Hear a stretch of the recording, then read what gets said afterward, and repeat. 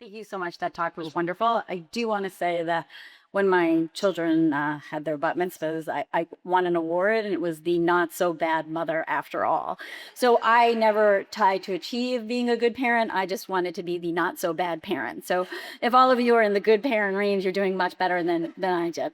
But thank you. That was a wonderful talk. I just want to introduce Harriet Cabelli. She is our next speaker. She is a therapist, author who specializes in grief and positive living.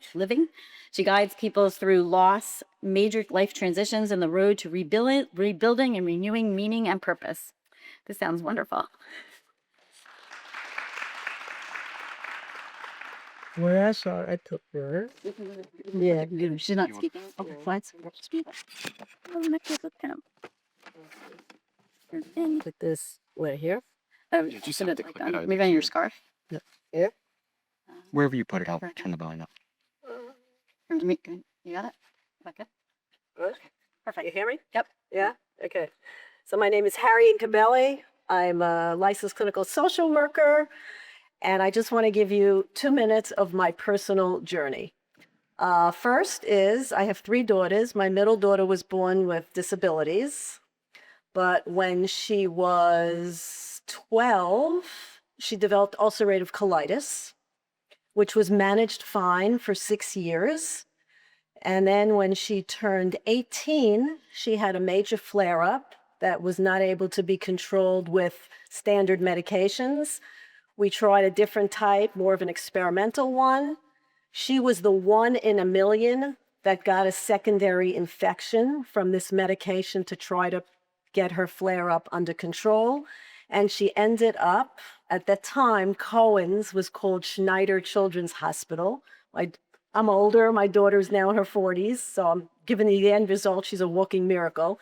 But she developed the rare secondary infection, was in a coma-induced state on a respirator for 4 months, then went into rehab for 9. So for 1 year, she basically had a medical life-threatening crisis that she survived with the help of God because nobody thought she would. And she went on and rebuilt her life with the support of her family and everybody. I'm saying that my daughter did not go through cancer, but she went through a medical crisis. So the idea of being a parent with a child, well, she was a little bit older, but still a child, who had a life-threatening illness that came on suddenly and then had to cope through it. And after the coping comes the rebuilding, which is the phase we were in after, which I'm going to talk about. And now go forward. And a few years ago, I myself went through cancer. So it was again the idea of coping through and then coming through and rebuilding. Now, in my practice, I'm a therapist and I have a private practice and I specialize in grief and loss. And as everyone knows, grief is not just due to the death of a loved one. Grief is any kind of a loss. So illness is a loss, disability, retirement even, when we lose our sense of identity, empty nesting, a lot of losses in the trajectory of our lives. It's just human, natural life transitions. So the idea is when we go through a tragedy, a trauma, like you're having children who have cancer or any type of medical crisis, it's coping through it. And those are a whole set of tools. But the idea afterwards, when we come through it, and again, the idea that, so obviously I'm here, so I survived and I got a clean PET scan and hopefully I'll have another clean one in a few weeks when I go back. It's over and people think, oh good, yay, you're done. You're done, you could resume. So when my daughter came through her crisis and I came through mine, so the idea of resuming is not really something that resonates for me. You don't resume and go back to life as before. The before doesn't count anymore. It's not resuming, it's rebuilding. It's a new normal. When you have a new normal, what do you do with it? It's like, okay, I don't know. It's like a whole new trajectory, a whole new slate is open to us. And if we can look at it like that, it provides more positivity and uplift.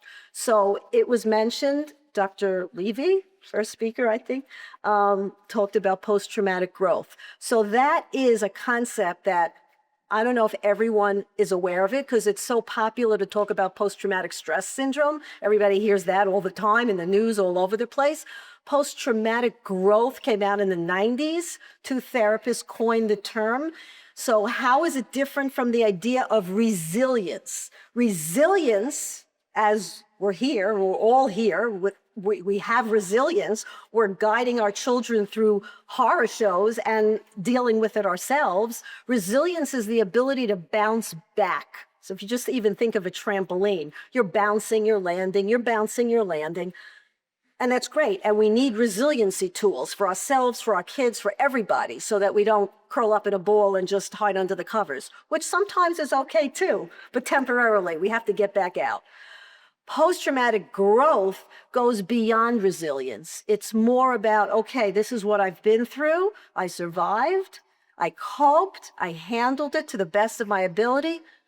Now let's go further. How can I grow through this? Now, there's a quote. I actually wrote a short book after I came through my cancer called Light Through Darkness. So I kind of interviewed a bunch of people through their journeys as well. So there's a rabbi leader from California, and I just love his line because to me it resonates with this post-traumatic growth. If you have to go through hell, don't come out empty-handed. Every single person here has gone through hell.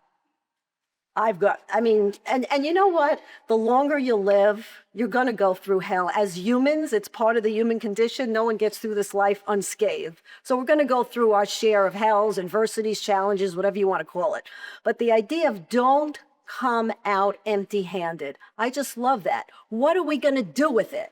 We have to do something positive. Otherwise, it's almost like a waste. Why waste the tragedy? Let's do something positive. And whatever that may look like for you. You know, MAD, the Mothers Against Drunk Drivers, how did that come out years ago? Because a mother lost her child to a drunken driver and created this organization. You remember the milk containers with the lost children? Same thing. Well, it doesn't have to be where we develop these huge organizations or foundations, but in some way, it could be internal even. How are we going to grow so that we're not going back to this old way? It's a new normal. And what is that going to look like?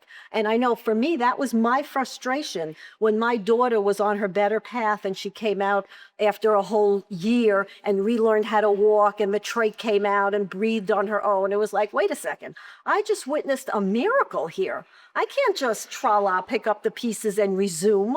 What am I going to do with this? And I went back to the school. I was a school social worker. And I remember sitting in the classrooms and just spacing out and thinking, what? I just went back to my job? This doesn't feel right. I have to be doing something more. And eventually I left the school system and started my practice and wrote another book before this one and started doing things. So I didn't do an organization or grow a foundation, but I started doing my own thing. So internally, I was shifting. My friends would say, you know, Harriet, if you lived life good before, now you're on a whole different level. Everything was like more, I got to do it now. I'm not putting anything off. And there was more of a sense of urgency and passion and curiosity. So my changes came more internally. Some people would do things more externally. So just think about the idea that growth is open to you. It doesn't have to be that coming through something bad knocks us out forever or like has to define our life in a negative way. It could define our life in a positive way as well once we get through all the hard feelings, which we've spoken about, and I'm going to talk about that in a minute as well. But I want to point out something. If you can see this, it's a clay that was put into the oven and then painted. Has anyone ever heard of the Japanese concept kintsugi? Okay, one person. Kintsugi is an art form where broken pottery can be restored by using gold lacquer. And you kind of put it in the where there's been cracks and breaks, and you restore it to a new beauty. Now that concept of the art form of kintsugi has grown into a philosophy of life where we feel broken. It doesn't necessarily mean we have to be broken for life.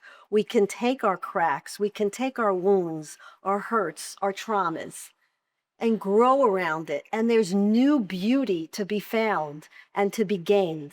So when I actually was doing my own therapy, therapists have to have their own therapy when they're going through stuff.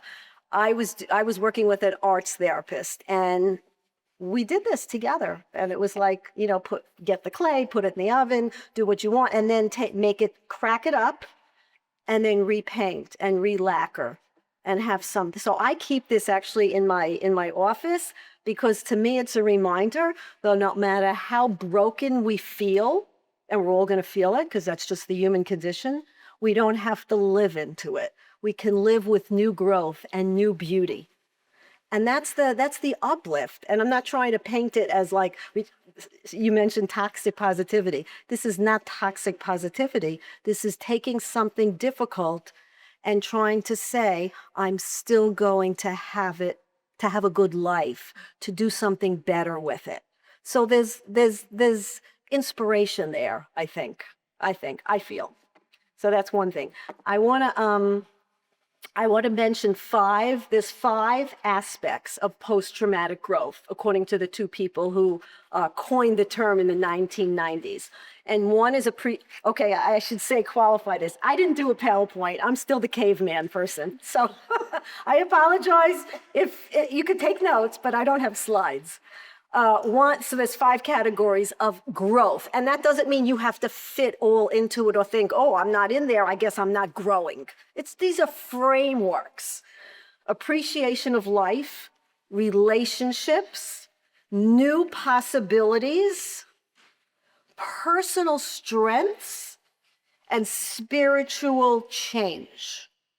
Now, when we talk about communicating with our children through all of these hard and difficult situations of going through illness, it is so important. I'm just going to highlight one here about strengths.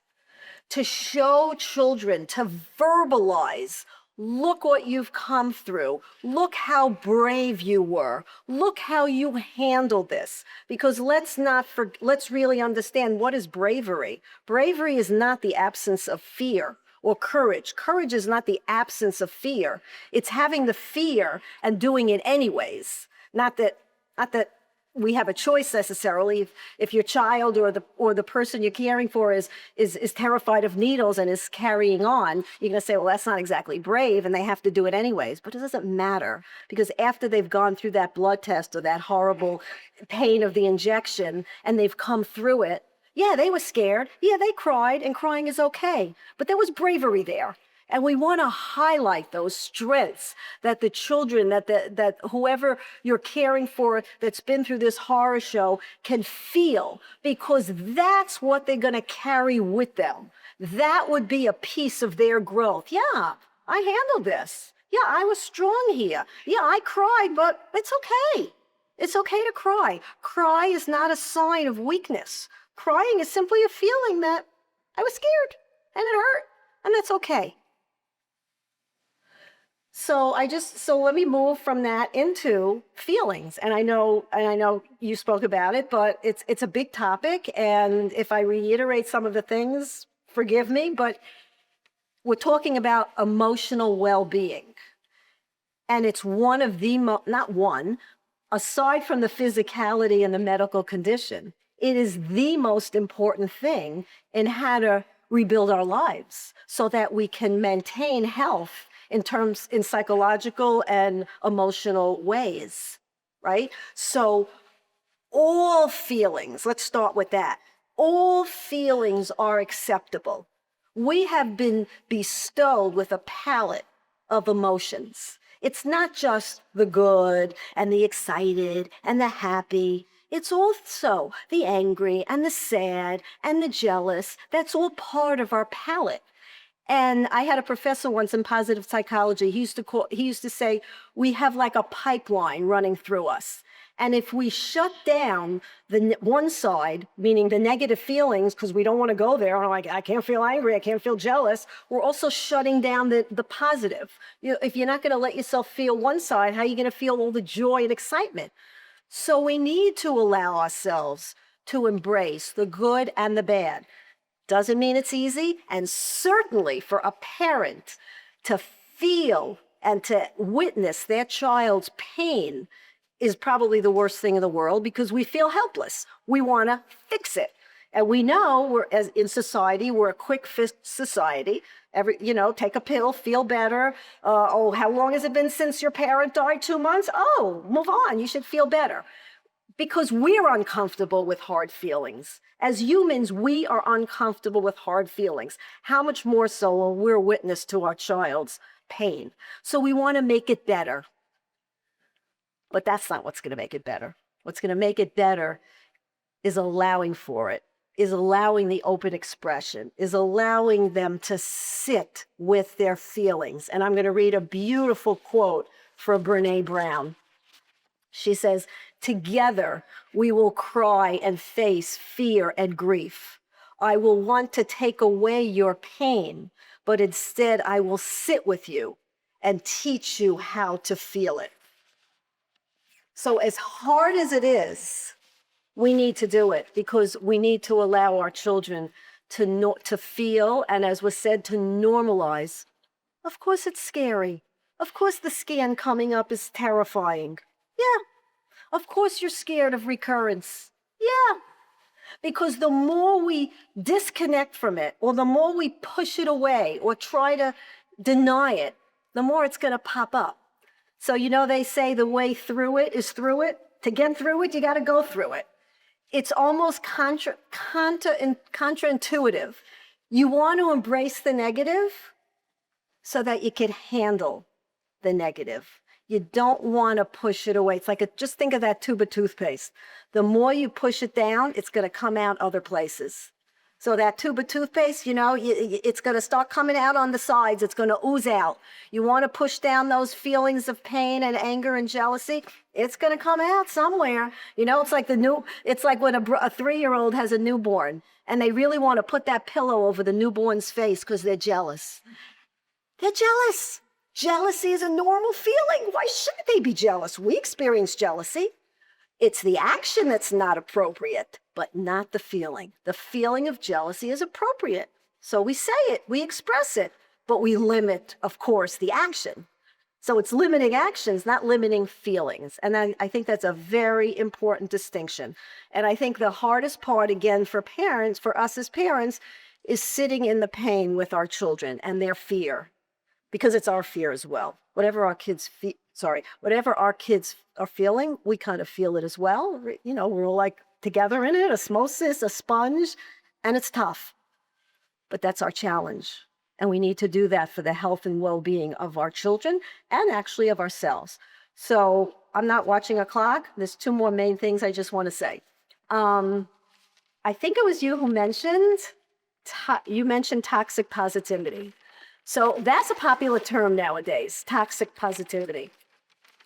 Because it's kind of like sprinkling sawdust and everything's okay, and let's just make it's okay. You know what? A lot of times it's not okay.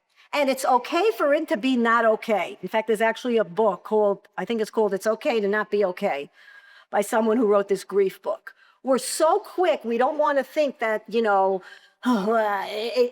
not good, it's not good. It's okay that it's not good sometimes. So this toxic positivity can be, I don't want to say dangerous, but it's denying the human condition of feelings, of those negative feelings that I talked about before. So what is the opposite of toxic positivity? It's called tragic optimism. And it's a term that Dr. Viktor Frankl coined. He was an Auschwitz survivor. He wrote the life-changing, to me, classic book that I recommend to everyone, Man's Search for Meaning. You must read it. He coined the term tragic optimism. What is tragic? I mean, it sounds a little bit funny, right? Tragic optimism, it's like an oxymoron. If it's tragic, how could it be optimistic? But yes, and that term is what we want to strive for. That's embracing both, like the power of the and. It's grief and joy. It's sadness and hope. They're not mutually exclusive. We are ambivalent people. We are people who have all our messes. We can have both. So tragic optimism encompasses the icky stuff and just says, yeah, it sucks. And we can still look for meaning and purpose from it. So it doesn't take away being depressed sometimes, but we don't stay there. That's the key. We eventually get ourselves back up and try to repurpose and find new meaning in all of this. We never really can answer those why questions. Why did this happen to my child? Why did this happen to me? That's an exercise in futility. Nobody knows why. Maybe some people say when we get up there, we'll get the answers. But here on earth, we don't know why. If you're religious, some people will say, you know, this is God's way. We don't understand. We have to go along with it. Whatever your answers are, but there's no real answers. But we can still create meaning. We can still take what we've been through and do something good. So for that, I say for my mantra, every morning when I wake up and I do my stuff, my meditation, whatever I do, my mantra is, may I pay forward the gift of my life. Because since I've been through my cancer, since my daughter is a walking miracle, I feel I have tremendous miracles in my life, and I want to pay forward the gift. Does it take away that I've had a bunch of really rough things in my life? No. But it adds a richness, a layer to life, to that tapestry that we all have in various degrees, but it's always what we do with it that could really add the vibrancy. Because again, if you just take it and say, you know, oh well, or woe is me, that's not going to do much to enhance life. And we've only got one life, so we might as well do the most of it with what we get. This is our opportunity. But it doesn't happen right away. So you don't have to have the expectation, oh, I'm not growing yet. There's something wrong with me. It evolves. It comes, but at least have it in the purview of your knowledge and mind that it's accessible. It can happen. And I think that's the most important thing. And to that, I will say one more thing. Don't forget the power of gratitude. www. What's working well. It's not a website. And do that with your kids each night. What worked well today? Oh, I got a 65 on my test. Oh, great. Was that the best you could do? Obviously, I'm being facetious. But it's a great exercise. And I know there's a lot of hokey-tokey around. Everyone talks about gratitude and keep your gratitude journal. However, there is tons of studies of the power of gratitude in terms of our well-being, both physically, mentally, and emotionally. That when we kind of switch our brain, and again, it doesn't mean you're not embracing the negative, but even taking a few minutes a day to either mentally think or write it down, and usually it's better to write it down because it's a little bit more therapeutic, and certainly with kids it is, to just go over www, what went well today? Or 3 blessings, or however you want to do it. Now there's a cute children's thing. You could get a big jar and get the colorful note stickies and put it in the jar every night or every morning. It's just a way to rebuild. It's a coping skill. When my daughter was in the hospital for a year, I did that to keep myself afloat. And what are you going to say to keep afloat? You're in a coma. As I said at the beginning of the talk with my daughter, thank God she was at Schneider Hospitals. We had the best doctors. I was grateful for that. Thank God she had the best nurses. Thank God when she was moved to rehab in Valhalla, it was the best place in the world, Blythedale. So, you know, sometimes you struggle to find the good, but you gotta find it, right? You gotta find it. Those are the light. Those are the little streaks of light that you have to access when you're going through the darkest of times. You have to, so you can stay afloat. Thank you.